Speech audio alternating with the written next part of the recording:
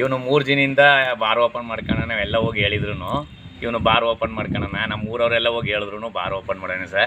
ಅಷ್ಟೊತ್ತು ದಿವಸ ಸ್ಕ್ಯಾಲ ಮಕ್ಕಳೆಲ್ಲ ಓಡಾಡ್ತಾವ, ಅಲ್ಲೇ ಬಂದು ಹೇಳಿ ಫ್ಯಾಕ್ಟ್ರಿಗೆ ಹೋಗೋರೆಲ್ಲ ಬಂದು ಇಳಿತಾರೆ ಸರ್, ಅಲ್ಲೇ ಓಡಾಡ್ತಾರೆ. ಇವನು ಯಾವುದೇ ಕಾರಣಕ್ಕೂ ಅಲ್ಲಿ ಮಾಡಿದ್ರೆ ನಮ್ಗೆ ಆಗಲ್ಲ ಸರ್. ಅದನ್ನು ಪ್ರತಿಭಟನೆ ಮಾಡಿ ಅದು ನೆಲಸಮ ಮಾಡಿದ್ರು ಸರಿ ಸರ್, ಅದು ನಿಲ್ಲಿಸಲೇಬೇಕು. ಯಾವುದೇ ಕಾರಣಕ್ಕೂ ಆಗಕ್ಕೆ ಬಿಡೋಲ್ಲ ಅದನ್ನು. ಈ 3 ದಿನದಿಂದ ಮಾಡ್ಕೊಂಡು ಕೂತವನೆ.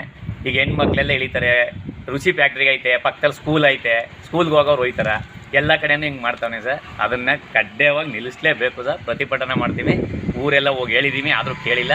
ಈಗ ನಿಲ್ಲಿಸ್ತೀನಿ ಸರ್, ಅದನ್ನು ನಿಲ್ಲಿಸ್ಬೇಕು. ಅದನ್ನು ಇವನು 3 ವರ್ಷದಿಂದ ಬಂದು ಪಂಚಾಯತಿಲಿ ನಾವು ಬಾರ್ ಮಾಡಬೇಕು ಅಂತ ಹೋರಾಟ ಮಾಡ್ದೆ. ನಾವು ಯಾವುದೇ ಕಾರಣಕ್ಕೂ ಕೊಡೋಕ್ಕಿಲ್ಲ ಅಂತ ಹೋರಾಟ ಮಾಡಿ ರೆಜ್ಯೂಷನ್ಲಿ ನೀವು ಬಾರ್ ಮಾಡಲ್ಲ ಅಂತ ನಮ್ಗೆ ಮಾತು ಕೊಟ್ಟು ಎಲ್ಲ ಒಂದು ಸತ್ಯವನ್ನು ಮಾಡಿ ಅವನ ಬಾರ್ ಮಾಡಲ್ಲಪ್ಪ ಅಂತ ಬಾರು ಹೊರತುಪಡಿಸಿ ಅಂತ ಇವತ್ತು ರಿಕಾರ್ಡ್ ಮಾಡಿಸಿದ್ದೀನಿ.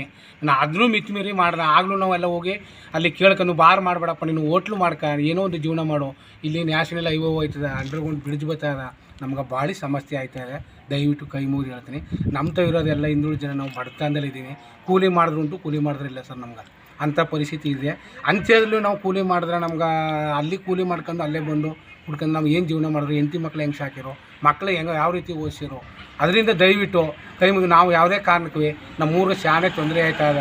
ಅಲ್ಲಿಂದ ಪಕ್ಕದಲ್ಲಿ ಒಂದು ಕಾರ್ಮೆಂಟ್ ಐತೆ, ಆ ಕಾರ್ಮೆಂಟ್ಗೆ ನಮ್ಮ ಇಲ್ಲಿಂದ ಮಕ್ಕಳನ್ನ ಹೋಗ್ತಾವ್ರು, ನಡ್ಕೊಂಡು ಕರ್ಕೊಗ್ಬಿಡ್ಬೇಕು, ಕರ್ಕೊಬರ್ಬೇಕು.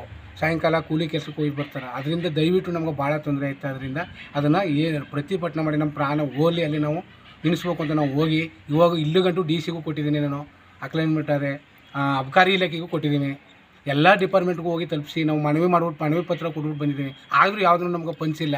ಅದರಿಂದ ದಯವಿಟ್ಟು ನಾವು ಅವ್ರು ಬಂದು ಅಧಿಕಾರಿಗಳು ನಮ್ಗೆ ಪಂಚಿಸ್ಬೇಕು. ಇಲ್ಲಾಂದ್ರೆ ನಾವೇ ಊರು ಬಿಟ್ಬಿಡ್ತೀವಿ. ಊರವರು ಎಲ್ಸ್ಕೆರೆ ಗರಮಣ್ಣವ್ರು ಮಡಿಕಲ್ಲಿ ನಮ್ಗೆ ಎಲ್ಲರೂ ಜಾಗ ತೋರಿಸಿ ನಾವು ಹೋಗಕ್ಕೆ ರೆಡಿ ಇದ್ದೀವಿ ಸ್ವಾಮಿ. ಅದರಿಂದ ನಮಗೆ ಭಾರಿ ಸಮಸ್ಯೆ ಆಯ್ತು. ನಂಜನಗೂಡು ತಾಲೂಕು ಕಸಬಾ ಹೋಬಳಿಗೆ ಸೇರಿದ ಎಲ್ಸ್ಕೆರೆ ಸಮೀಪದಲ್ಲಿರುವ NH ರಸ್ತೆ ಮುಂಭಾಗದಲ್ಲಿ ಸಂಗೀತ ಹೋಟೆಲ್ ತೆರಿತೀವಿ ಅಂತ ಹೇಳಿ ಈಗ ಬಾರ್ ರೆಸ್ಟೋರೆಂಟ್ ಮಾಡಿದ್ದಾರೆ.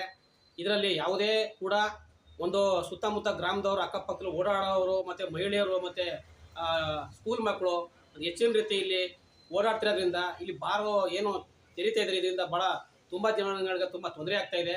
ಮತ್ತು ಅಲ್ಲಿ ಸುತ್ತಮುತ್ತ ಫ್ಯಾಕ್ಟ್ರಿಗಳು ಕೂಡ ಇರೋದ್ರಿಂದ, ಮತ್ತು ಫಸ್ಟ್ ಶಿಫ್ಟು ಸೆಕೆಂಡ್ ಶಿಫ್ಟು ಮಹಿಳೆಯರು ಹೆಚ್ಚಿನ ರೀತಿ ಹೋಗ್ತಿರೋದ್ರಿಂದ ಈ ಬಾರು ಏನು ತೆರೀತಾ ಇದ್ದಾರೆ ಇದರಿಂದ ಭಾಳ ತುಂಬ ತೊಂದರೆ ಆಗ್ತಾಯಿದೆ.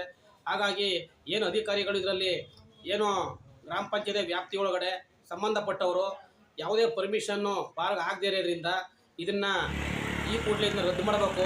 ಇದನ್ನೇನಾದ್ರು ರದ್ದು ಮಾಡಲಿಲ್ಲ ಅಂತಂದರೆ ನಾವು ಮುಂದಿನ ದಿನಗಳಲ್ಲಿ ನಾವು ದೊಡ್ಡ ಮಟ್ಟದ ಹೋರಾಟ ಮಾಡಬೇಕಾಗುತ್ತೆ.